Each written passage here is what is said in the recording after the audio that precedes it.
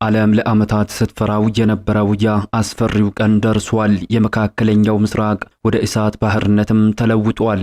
Combat operations continue at this time in full force and they will continue until ምድሪቱ ሲኦል ሆናለች። በዚህ ሰዓት ከቴላቪቭ ሰማይ ስር እስከ ሪያድ አሸዋማ በረሃዎች ድረስ የሚሰማው ሰማዩን የሰነጠቁ በመቶዎች የሚቆጠሩ የኢራን ባሊስቲክ ሚሳኤሎችና የአጥፍቶ ጠፊ ድሮኖች የሚፈጥሩት ነጎድጓድ ነው።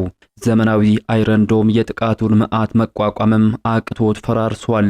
መካከለኛው ምስራቅ ሰማዩ በሚሳኤሎች ተቀዶ ምድሪቱ ደግሞ በድንጋጤ እየተናወጠ ይገኛል። እንኳን ደስ አላችሁ። ከዚህ በፊት የቴምር ፕሮጀክት ላመለጣችሁ ደንበኞቻችን ከአፍሪካ ህብረት በቅርብ ርቀት ከምስራቅ አፍሪካ ግዙፍ እስላሚክ ማዕከል አልነጃሽ ፊት ለፊት የንግድ ሱቆችን በ3.9 ሚሊዮን አጠቃላይ ክፍያና በ900 ሺህ ብር ቅድመ ክፍያ እየሸጥን እንገኛለን።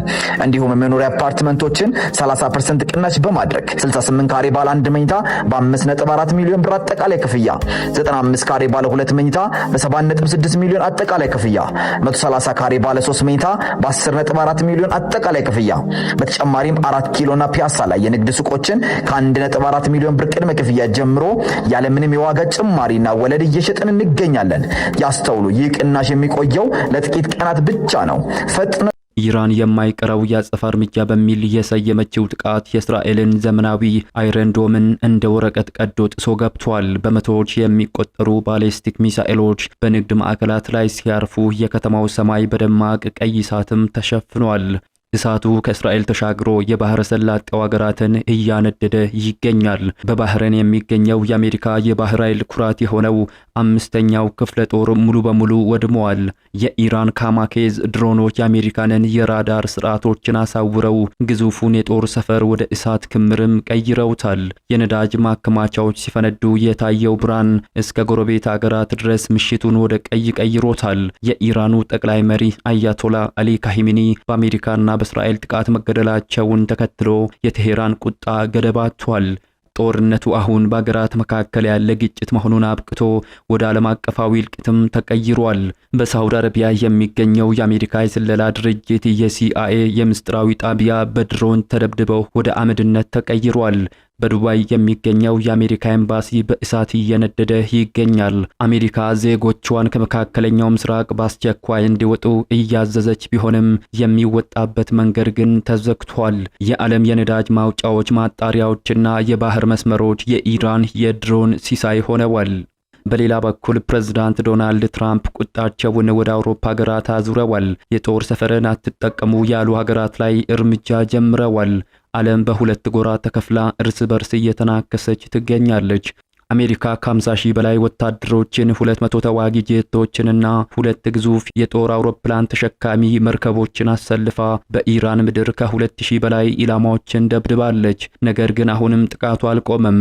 በሊባኖስ የሚገኙ ሆቴሎችና መኖሪያ ቤቶች ያለምንም ማስጠንቀቂያ ወደ ፍርስራሽነት እየተቀየሩ ይገኛል። ዓለም ቆማ እያየች ያለችው የሶስተኛው የዓለም ጦርነት መክፈቻ ነው ወይስ የሰው ልጅ ስልጣኔ ፍጻሜ ነው የሚለውንና ከቀጠናው የወጡ አዳዲስ ሰበር መረጃዎች በዚህ ሰዓት የመረጃ ጊዜ በዝርዝር ወደ እናንተ እናደርሳለን። እስከ ፍጻሜው አብራችሁን ትቆዩ ዘንድ እየጋበዝን ቪዲዮ ላይክ በማድረግ ሐሳባችሁን ኮሜንት ላይ በመጻፍ አብሮነታችሁን ትገልጹ ዘንድ ግብዣችን ነው። አዲስ የሆናችሁ ደግሞ ሰብስክራይብ በማድረግ አዳዲስና ተአማኒ መረጃዎችን ያገኙ። አሁን ወደ ዝርዝር መረጃው እንሻገር። ኢራን መካከለኛው ምስራቅን ሲኦል እያደረገች ነው። አሜሪካና እስራኤልን ያስጨነቀ ጥቃትንም እየፈጸመች ትገኛለች። በመካከለኛው ምስራቅ ለዓመታት ሲፈራ የነበረው ከባዱ ጦርነት እንደ ሰደድ እሳት እየተስፋፋ ይገኛል። ቀጠናው ወደ እሳት ባህርነትም ተለውጧል። ኢራን የማይቀረውን ያጸፋ እርምጃ በሚል የሰየመችው ጥቃት እስራኤልና በአካባቢው ያሉ የአሜሪካ የጦር ሰፈሮችን እያወደመች ትገኛለች። ከሌሊቱ 7 ሰዓት ጀምሮ ኢራን በመቶዎች የሚቆጠሩ ባሊስቲክ ሚሳኤሎችንና አጥፍቶ ጠፊ ድሮኖችን ወደ እስራኤል ዋና ከተሞች ማስወንጭፋለች። እንደ ቢቢሲ ዘገባ ከሆነ የእስራኤል ዘመናዊው የአይረን ዶም መከላከያ ስርዓቷን ብታሰማራም የጥቃቱ ብዛት ግን መከላከያውን ጥሶ እንዲገባ አድርጎታል። በተለይም በቴል አቪቭ የንግድ ማዕከላት ላይ ያረፉት ሚሳኤሎች ከፍተኛ ቃጠሎን አስከትለዋል። በአካባቢው የነበሩ የዓይን እማኞች እንደሚናገሩት ከሆነ ምድሪቱ በድንገት ወደ ሲኦል የተቀየረች ያህል ይመስላል ሲሉ አስፈሪውን ቅጽበትም ገልጸውታል። በሌላ በኩል የኢራን ጦር ኃይሎች በባህሬን የሚገኘውን ግዙፉን የአሜሪካ የጦር ሰፈርን ሙሉ በሙሉ ማውደማቸው ተዘግቧል። ይህ እርምጃ ዋሽንግተንና ቴል አቪቭን በከባድ ሁኔታ ድንጋጤ ውስጥ ጥሏቸዋል።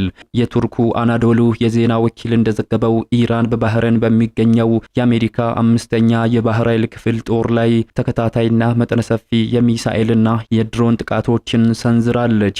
የኢራን ካማኬዝ ድሮኖች የአሜሪካን ዘመናዊ የራዳርና የመከላከያ ስርዓቶችን ጥሰው በመግባት የጦር ሰፈሩን ወደ እሳት ክምርነትም ቀይረዋል። የጦር ሰፈሩ የነዳጅ ማከማቻዎችና የጦር መሳሪያ ግምጃ ቤቶች በመመታታቸው ፍንዳታው እስከ ጎረቤት ሀገራት ድረስ ሲያስተጋባም አድሯል። የኢራኑ ጠቅላይ መሪ አያቶላ አሊ ካሂሚኒ አሜሪካና እስራኤል በጋራ በፈጸሙት ጥቃት መገደላቸውን ተከትሎ በመካከለኛው ምስራቅ ግጭቱ ከቁጥጥር ውጭ ሆኗል። ኢራን በበኩሏ በቀጠናው ወደሚገኙ ሀገራት ሚሳኤሎችንና ድሮኖችን ተጠቅማ ጥቃቶቿን አጠናክራ ቀጥላለች። በመካከለኛው ምስራቅ የሚገኙ የዓለማችን ዋነኛ የነዳጅ ማውጫ ጣቢያዎችና ማስተላለፊያ ተቋማት እንዲሁም የባህር መስመሮች የኢራን ጥቃት ኢላማ በመሆናቸው ነገሮች በሙሉ ወደ ከፋ ደረጃ እንዲገቡ አድርጓቸዋል። አሁን እየተነሳ ያለው ጥያቄ ጦርነቱ ምን ያህል ጊዜ ሊወስድ ይችላል የሚል ሆኗል። አሜሪካና እስራኤል ያቀዱትን እስከሚያሳኩ ድረስ እንደሚቀጥሉ እየገለጹ ሲሆን ኢራን ደግሞ የተፈጸመባትን ጥቃት በመቀልበስ ጠላቶቿን ዋጋ እንደምታስከፍል እየዛተችና ያጸፋ እርምጃውን እየወሰደች ትገኛለች። ተባብሶ በቀጠለው ጦርነት የአሜሪካ ጦር ከ2000 በላይ ኢላማዎችን በኢራን ምድር መምታቱን ገልጿል። የአሜሪካ ማዕከላዊ እዝ ሴንትኮም ዋና አዛዥ ብራድ ኩፐር ከቅዳሜ አንስቶ በመላው ኢራን 2000 ገደማ ኢላማዎችን መተናል፣ 17 መርከቦችን አውድመናል ብለዋል። ኢራን በበኩሏ በርካታ የአሜሪካ ጦር ሰፈሮችና የዲፕሎማቲክ ተልእኮችን እያቃጠለች ትገኛለች። የዩናይትድ ኪንግደም የባህር ላይ ደህንነት በመከታተል የሚታወቀው የባህር ንግድ ኦፕሬሽን በአረብ ኤምሬቶች ባህር ዳርቻ በርካታ መርከቦች መመታታቸውን ይፋ አድርጓል። በኦማን ተመሳሳይ ጥቃትም ተሰንዝሯል። በዚህ ዘመቻ አሜሪካ ከ50,000 በላይ ወታደሮችን 200 ተዋጊ ጄቶችና 2 የጦር አውሮፕላን ተሸካሚዎችን አሳትፋለችም ተብሏል። በሀገራቱ መካከል ያለው ውጥረት እየበረታ ከመሄዱ ባሻገር ዓለም አቀፋዊ ቅርጽ እየያዘ መምጣቱ ተጨማሪ ቀውስ ያስከትላል የሚል ስጋትንም ጋርጧል። ፕሬዝዳንት ትራምፕ በበኩላቸው ከስፔን ጋር ያለውን የንግድ ግንኙነት እንደሚያቋርጡ ዝተዋል። የአሜሪካው ፕሬዝዳንት ትራምፕ ስፔን በግዛቷ ላይ የሚገኙ ወታደራዊ የጦር ሰፈሮችን አሜሪካ በኢራን ላይ ለምታደርገው ጥቃት እንዳትጠቀም በመከልከሏም አሜሪካ ከሀገሪቱ ጋር ያለውን ማንኛውንም የንግድ ልውውጥ እንደምታቋርጥ በዛሬው ዕለትም ገልጸዋል። ፕሬዝዳንቱ የጀርመኑን ቻንስለር ፍሪድሪክ ሚሪዝን በዋይት ሃውስ ኦቫል ኦፊስ ተቀብለው ባነጋገሩ ወቅት ለጋዜጠኞች እንደተናገሩት ከስፔን ጋር ያለንን የንግድ ግንኙነት ሙሉ በሙሉ እናቋርጣለን፣ ከስፔን ጋር ምንም አይነት ግንኙነት እንዲኖረን አንፈልግም ብለዋል። ይህ የትራምፕ መግለጫ የወጣው የስፔን መንግስት ሰኞ ዕለት አሜሪካ በኢራን ላይ ለምትሰነዝረው ጥቃት የስፔን የጦር ሰፈሮችን እንዳትጠቀም በመከልከሏም እስካሁን እንዳልተጠቀመችና ወደፊትም እንደማትጠቀም ካሳወቀች በኋላ ነው። ማድሪድ በግዛቷ ላይ ባሉ ወታደራዊ ተቋማት ላይ ሙሉ ሉዓላዊ ስልጣን እንዳላትና አጠቃቀማቸውንም በተባበሩት መንግስታት ድርጅት ደንብና በሁለቱ ሀገራት ስምምነት ማዕቀፍ ብቻ መሆን እንዳለበትም አጽንኦት ሰጥታለች። በሌላ በኩል በዱባይ የሚገኘው የአሜሪካ ኤምባሲ መመታቱ ተዘግቧል። በዩናይትድ አረብ ኤምሬቶች ዱባይ የአሜሪካ ኤምባሲ ተመቶ በእሳት መያያዙ ተዘግቧል። የአሜሪካ የውጭ ጉዳይ ሚኒስትር ማርኮ ሩቢዮ በቆንጽላው ላይ ጉዳት መድረሱንም አረጋግጠዋል። የጉዳቱ መጠን ግን ይህ ዜና እስከተጠናቀረበት ሰዓት ድረስ በዝርዝር ይፋ አልተደረገም። ኢራን በሳውዲ አረቢያና በኩዌት የአሜሪካ ኤምባሲዎችን መምታቷ የሚዘነጋም አይደለም። የጦር ሰፈሮችና የዲፕሎማቲክ ማዕከሎች የኢራን አብዮታዊ ዘብ IRGC ኢላማ ማድረጉን እንደሚቀጥልም ገልጿል።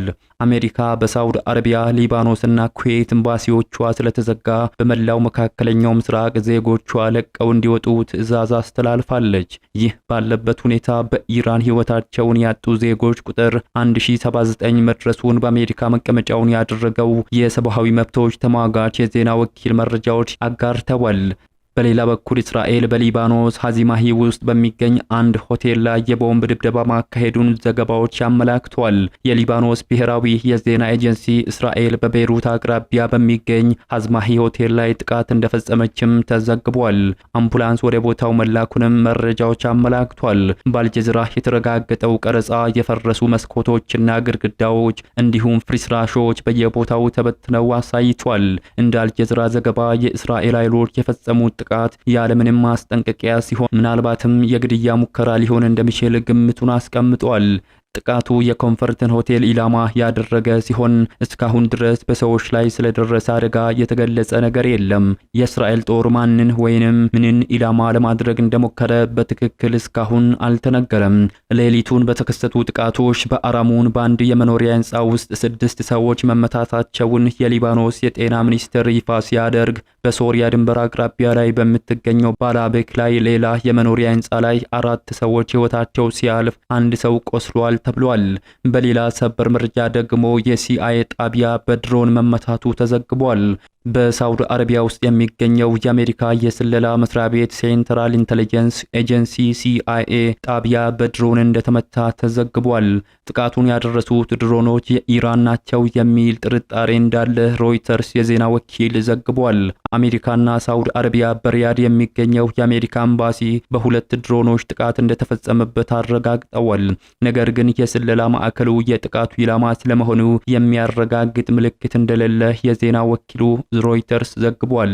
የአሜሪካው ጋዜጣ ዋሽንግተን ፖስት በበኩሉ ጥቃቱ የተወሰነውን የኤምባሲውን ጣሪያ ማፍረሱን እንዲሁም ሕንፃው በእሳቱ መቃጠሉን አረጋግጧል። በተጨማሪም ኤምባሲው መዋቅራዊ ጉዳት እንደደረሰበትና ሰራተኞች ባሉበት መጠለላቸውን እንዲቀጥሉ እንደተነገራቸው የጋዜጣው ዘገባ ያመላክታል። የሳውዲ አረቢያ መንግስት ከዚህ ጥቃት መመዝገብ በኋላ ባወጣው መግለጫ የአገሪቱን ደህንነት ለመከላከልና ነዋሪዎችን ለመጠበቅ አስፈላጊውን ሁሉ እርምጃ እንደሚወስድ ማስታወቀዋል። የሳውዲ አረቢያ ካቢኔ አጋር ሀገራት ከኢራን ሊሰነዘር ለሚችለው ለማንኛውም ጥቃት የሚሰጡትን ምላሽ ለመደገፍ ሁሉንም አቅሞችን ለማንቀሳቀስ ያለውን ዝግጁነት እንዳረጋገጠ የአገሪቱ የዜና ወኪል ዘገባ አመላክቷል። የሳውዲ መከላከያ ሚኒስቴር በበኩሉ ከዋና ከተማዋ ሪያድ በስተደቡብ አቅጣጫ ላይ ያሉት 2 ክሩዝ ሚሳኤሎችን ማክሸፉን እንደተናገረ ሮይተርስ እና አጃንስ ፍራንስ ፕሬስ ዘግበዋል። ይፋዊ የሳውዲ አረቢያ ፕሬስ ኤጀንሲ በበኩሉ 9 ድሮኖች እንዲከሽፉ መደረጋቸውን ገልጿል። የተወደዳችሁ የሚዲያችን ቤተሰቦች ለሰዓቱ ያዝንላችሁ አዳዲስ መረጃዎች የተከታተላችሁትን ይመስሉ ነበር። ከሰዓታት በኋላ በሌሎች አዳዲስ መረጃዎች ዳግም እስከምንገናኝ በያላችሁበት መልካሙን ሁሉ ተመኘን።